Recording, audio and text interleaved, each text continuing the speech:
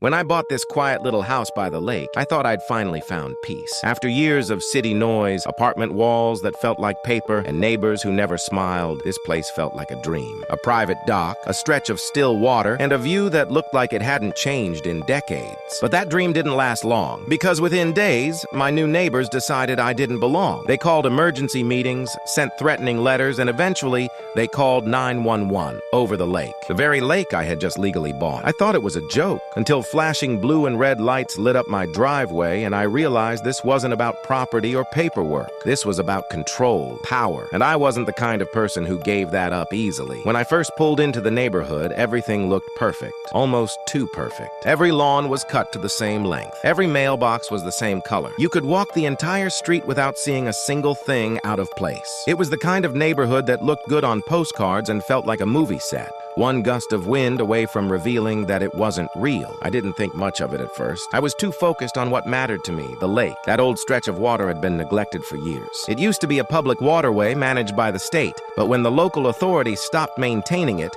ownership reverted to the land parcels surrounding it. I found out that one of those parcels, the largest one, had been listed quietly for sale. I bought it, fair and legal. The house that came with it wasn't much, but it didn't have to be. It was peaceful. I'd wake up early, make coffee, and sit by the dock watching the morning fog roll over the lake. Some mornings I'd hear loons in the distance. Others, just the soft hum of wind through the trees. The air smelled like pine and rain. I thought, this is where life finally slows down. At first, the neighbors seemed friendly enough. Polite waves, a few "welcome to the neighborhood" comments. I met a few people while unpacking. They all spoke fondly of their HOA, how organized and community-focused it was. I didn't think much of it until one afternoon a woman named Linda stopped by. She was the HOA president, impeccably dressed, clipboard in hand, smile that didn't quite reach her eyes. She handed me a thick, glossy envelope. "Welcome packet," she said. "All new residents get one. Everything you need to know about living here." Inside were 27 pages of rules, guidelines, and bylaws. What colors I could paint my house, what kind of plants were acceptable, how high the grass could be, even what days I could put my trash out. I chuckled. My property, my lake, how much control could they really have? Turns out, more than I ever imagined. A week later, I noticed two residents standing near my dock, pointing toward the water and taking notes. When I walked over,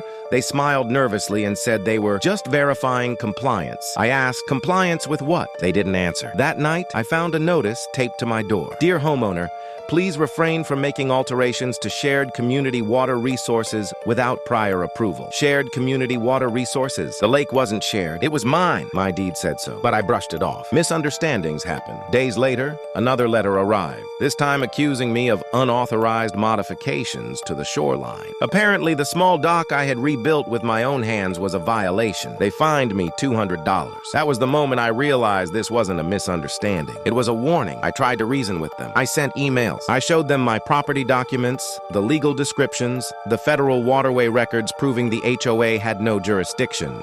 No reply. Instead, the fines kept coming. Unauthorized water use, environmental disruption, failure to comply with HOA safety standards. Neighbors who once waved started avoiding me. People whispered when I walked by. One morning, I caught someone photographing my property from their car. When I walked toward them, they sped off, so I started digging. Late nights, stacks of files, phone calls with the county clerk, property lawyers, and even the U.S. Army Corps of Engineers. What I found made my blood boil. The HOA had been quietly redrawing community boundary maps for years. Maps that included portions of the lake they didn't own. They'd been fining residents, controlling access, and enforcing rules over land that wasn't legally theirs. I wasn't just the new homeowner. I was the first person to actually notice and challenge their authority. When Linda came back to my doorstep with another violation, her smile was sharper. "You really should attend our next HOA meeting," she said. "It might clear up some confusion." But I wasn't confused, not anymore. That meeting would change everything. The next HOA meeting was held in the community center, a spotless beige building that smelled faintly of disinfectant and control. Every chair faced a long table draped in navy cloth where the board members sat like judges waiting to pass sentence. I arrived on time. Every head turned. Conversations stopped mid-word. Linda smiled as if I were an honored guest instead of the man they'd been gossiping about for weeks. "Ah, Mr. Carson," she said, her voice dripping with that manufactured politeness only HOA presidents seem to master. "Glad you could join us. We were just discussing ongoing maintenance concerns regarding the lake, my lake." I sat near the back, silently listening as they went over budgets, landscaping plans, and rule updates. Every topic felt routine until Linda's tone shifted. "Now, onto the issue of shoreline alterations," she said. "We've received multiple complaints about a private dock installed without community approval." Her eyes flicked toward me, just long enough to sting. I raised my hand. "That dock is on private property," I said evenly. "I have the deed, maps, and waterway classification right here." I laid the documents on the table. She didn't even glance at them. "That area falls within our environmental oversight zone," she replied smoothly. "You may own the structure, but the water is still part of the community ecosystem." A few residents nodded, whispering. The rest just stared, unsure. I could feel the tide of public opinion turning against me. I stood, keeping my voice calm. "Actually, according to federal records, that lake is designated as a navigable waterway, which places it under federal, not HOA, jurisdiction. That means you have no authority there." A murmur rippled through the room. Linda's smile faltered for the first time. "We'll review your claims," she said curtly, "and get back to you." They never did. Instead, the harassment began. First came the daily violation notices, one for a non-compliant mailbox, another for improper exterior lighting. I replaced the bulb, repainted the box, and still the notices kept coming. Then came the fines, small at first, then hundreds of dollars each. One morning, I found orange stakes marking the edge of my property, as if someone had tried to redraw my boundary lines. Another day, my trash can disappeared. A week later, someone reported me for unauthorized storage of recreational equipment. My boat, tied neatly to my dock, was apparently unsightly. It wasn't just pettiness anymore. It was targeted. I installed cameras. Within days, I caught 2 HOA members standing at the edge of my property again, snapping photos and measuring distances. When I stepped outside to confront them, they hurried off, muttering something about community review. By now, the stress was constant. I'd wake up in the middle of the night checking for new notices taped to my door. I started keeping a binder with every letter, every time-stamped video, every fine. The HOA wanted me exhausted. They wanted me to give up. But I wasn't wired that way, so I fought back. I filed formal complaints with the county property office, sent registered letters demanding proof of the HOA's authority over the lake, and requested all historical maps they'd submitted. What I got back confirmed what I already suspected. They'd been using outdated, self-drawn diagrams that had never been legally approved. Still, the board ignored me. Then came the breaking point. One late afternoon, I returned home to find 2 sheriff's cars parked by my driveway. Blue lights reflected off the water. Linda stood nearby, arms crossed, speaking with an officer. My stomach sank. The deputy approached. "Sir, we got a report of unauthorized activity on community property. Something about hazardous materials near the water." "Hazardous materials?" I looked toward the lake. "Nothing but my dock and a small rowboat?" "You've got to be kidding," I said. Linda stepped forward, her tone syrupy. "We just wanted to make sure everything was safe." "You understand, it's for everyone's protection." I turned to the officer. "She doesn't have authority here. This lake is under federal waterway codes. I can show you documentation." The officer hesitated, glancing between us. "If you've got the paperwork, that's fine. But maybe just work this out with your HOA, okay?" They left without issue. But the message was clear. They were willing to weaponize law enforcement now. That night, anger gave way to resolve. If the HOA wanted a fight, they'd get one. Over the next few weeks, I contacted a property attorney specializing in HOA disputes. When I showed him my evidence, his eyes widened. "They've overstepped big time," he said. "Not only are they violating your property rights, but they're also making false jurisdiction claims over a federally regulated body of water. We drafted cease and desist letters, citing federal codes and state property law. I also filed a formal complaint with the state's Real Estate Commission and the Army Corps of Engineers, detailing every instance of harassment. The next HOA meeting was different. Half the neighborhood showed up, drawn by rumors of a legal challenge. When Linda tried to speak, my lawyer stood beside me and handed her a thick packet of documents. "This is a notice of intent to pursue legal action for harassment, defamation, and unlawful interference with property," he said. "You've been operating beyond your jurisdiction for years." Murmurs spread through the crowd like wildfire. Board members looked at each other, whispering. One of them quietly stood up and left. Linda's smile was gone now. Her hands trembled slightly as she flipped through the papers. "You don't understand," she said softly. "We've always managed the lake area." "Managed," my lawyer replied, "doesn't mean own, and certainly doesn't mean you can fine, threaten, or involve police over land that's federally protected." That night, the meeting ended in chaos. Some residents sided with me. Others shouted that I was ruining the neighborhood. But one thing was certain. The HOA was cracking. I thought maybe it was over. Maybe they'd back down now that they knew I wasn't bluffing. But I underestimated how desperate people become when they start to lose control. The next morning, I woke to find my mailbox smashed. My dock rope cut, and a note written in neat block letters taped to my door. You should have just followed the rules. I stood there on my porch, staring at that note taped to my door. The words were simple, but the meaning was loud and clear. This wasn't about property lines anymore. It was personal. They wanted me gone. I took a deep breath, peeled the note off the wood, and folded it into the binder where I'd been collecting every violation and threat. Then I picked up my phone. If they wanted to play with power, I was going to show them what real power looked like. The next morning, I called my attorney and told him to move forward with the federal complaint. We sent copies of every document to the U.S. Army Corps of Engineers, the county assessor, and the state attorney general's office. And while the HOA had been busy fining me over mailbox colors, they never expected the federal government to start asking them for proof of jurisdiction. 2 weeks passed. The air around the neighborhood felt different, tight, anxious. HOA members who used to patrol the streets in golf carts now drove by slower, quieter. Some wouldn't even look at me. Then, one humid afternoon, 3 government vehicles rolled into the neighborhood. White trucks, official plates, the kind that make people peek through blinds. 2 men in plain shirts and lanyards stepped out. One of them held a clipboard marked U.S. Army Corps of Engineers. They walked straight to my property, greeted me politely, and said, "We're here to verify the boundary and classification of the lake." Within an hour, it was official. The lake was confirmed as a federally protected navigable waterway. Not HOA property, not even county jurisdiction, federal, which meant the HOA had absolutely no right to regulate, restrict, or fine anyone for activity on or near it. The agents thanked me for bringing it to their attention and mentioned they'd be contacting the HOA directly for documentation and compliance checks. I watched from my porch as they crossed the street to Linda's house. For once, she wasn't smiling. Later that evening, a notice went out to the entire neighborhood, effective immediately. The HOA will be suspending oversight of lake-related matters pending review. They called it suspending oversight. I called it surrender. But Linda wasn't finished. She showed up at my door the next day, clutching a folder so tightly her knuckles were white. "You didn't have to involve federal agencies," she said, her voice trembling between anger and disbelief. "You could have just come to me." "I did," I said. "You ignored me." "You fined me. You called the police on me over a lake I own." Her lip quivered slightly, but she held her ground. "You've embarrassed this community," she said. "People are furious. You've ruined the harmony we built here." "Harmony?" I said quietly. "You mean control." For a moment, her eyes softened, then hardened again. "You'll regret this," she whispered, and she walked away. The next HOA meeting was chaos. My lawyer came with me again just in case. The room was packed. Residents arguing, shouting, demanding answers. Some yelled at the board for wasting community money. Others accused them of overreach. A few even demanded Linda's resignation on the spot. She tried to speak, but every word was drowned in a sea of anger. Years of pent-up frustration poured out from homeowners who'd been bullied and fined for nonsense rules. Mailbox shades, fence slats, flower types. It was like watching a dam break. When things quieted, I stood up. This was never about rebellion, I said. It was about boundaries, legal ones, moral ones. The HOA was supposed to protect property values, not invade people's lives. Some people clapped. Others just stared at the board, realizing how deep the abuse had gone. 2 days later, I received a letter in the mail.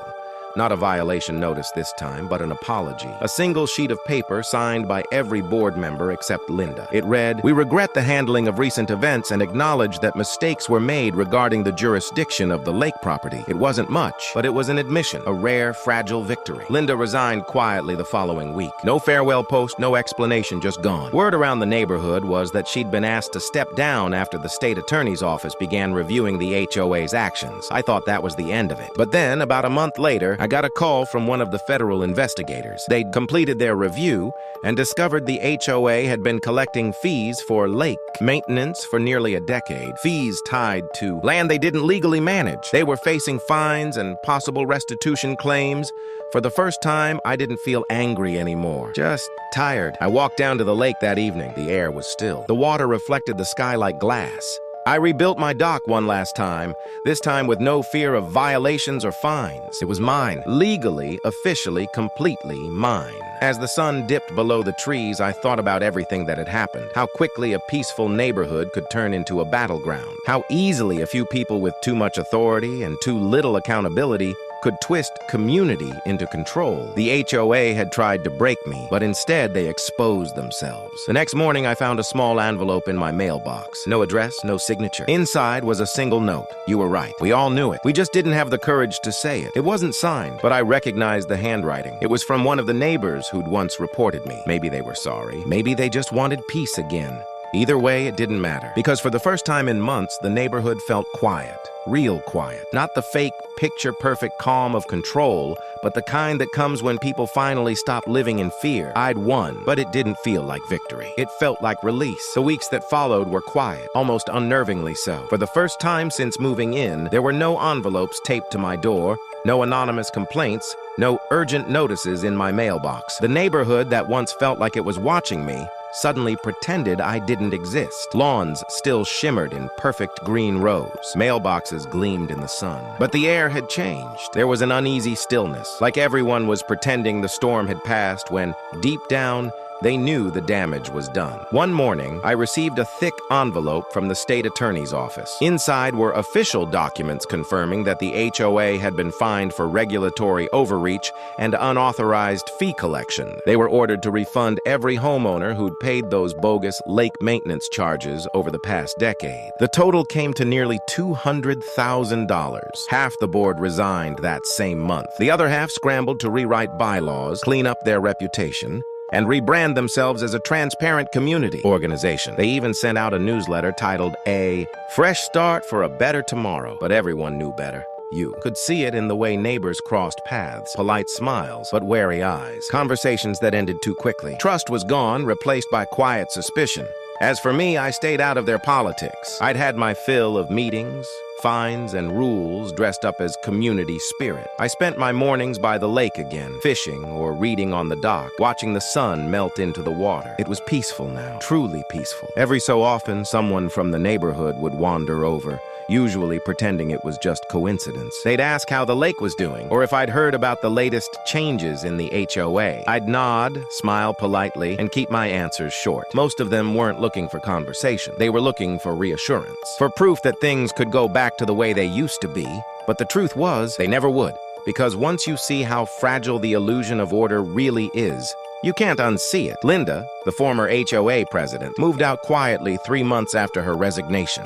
Rumor had it she sold her house at a loss. Some said she was tired of the whispers. Others claimed she was being sued by another homeowner over false fines. No one knew for sure, and honestly, no one seemed eager to ask. The new HOA board sent me a letter too. Not a violation this time, not a demand, an invitation. They wanted me to join, to help restore community trust. I didn't even finish reading it. I dropped it straight into the shredder because I hadn't fought for a seat at their table. I'd fought to burn down the table itself. A few months later, the Corps of Engineers installed a small metal sign at the water's edge. It was simple, official-looking, and almost poetic in its cold clarity. Federal waterway, protected under U.S. code. Unauthorized regulation prohibited. Every time I walked by it, I felt a quiet satisfaction. Not the loud kind that comes from revenge, but the calm certainty that truth had outlasted intimidation. One evening, I was sitting on the dock, watching the reflection of the houses shimmer across the lake. I noticed a few lights flicker on in the homes across the shore. Kids playing, couples grilling dinner. People living their lives. For a moment, I felt almost sorry for them, trapped in a system they didn't question because it was easier not to. Then I realized something else. They weren't the villains. They were just afraid. Afraid of breaking the pattern, of standing out, of being the next one targeted, and maybe, just maybe, seeing me fight back and win reminded them that it was possible to say no. In the months that followed, I watched small changes take root. People started repainting their fences in colors outside the approved palette. A few swapped out their mailboxes for new styles. Someone even parked an RV in their driveway, something that used to trigger immediate HOA panic.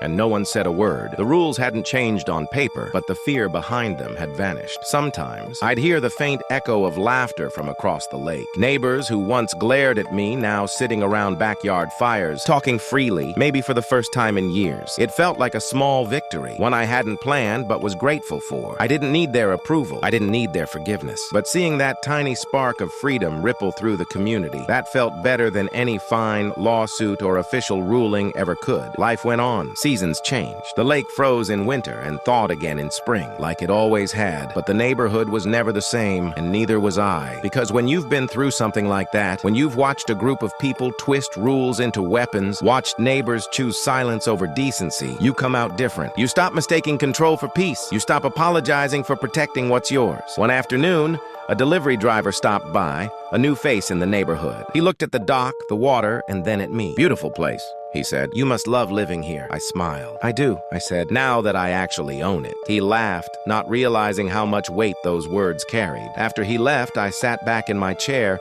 watching the lake ripple in the breeze. For the first time in a long time, I didn't feel like I was waiting for the next shoe to drop. No threats, no fines, no knocks on the door, just quiet. And maybe that's the real lesson in all this, that peace isn't something someone else grants you. It's something you protect, sometimes fiercely, from the very people who claim to preserve it. The HOA called 911 over the old lake I bought. They tried to lock me out with rules, lies, and fear. But in the end, they learned a simple truth. You can't regulate what you don't own, and you can't control someone who finally decides they've had enough.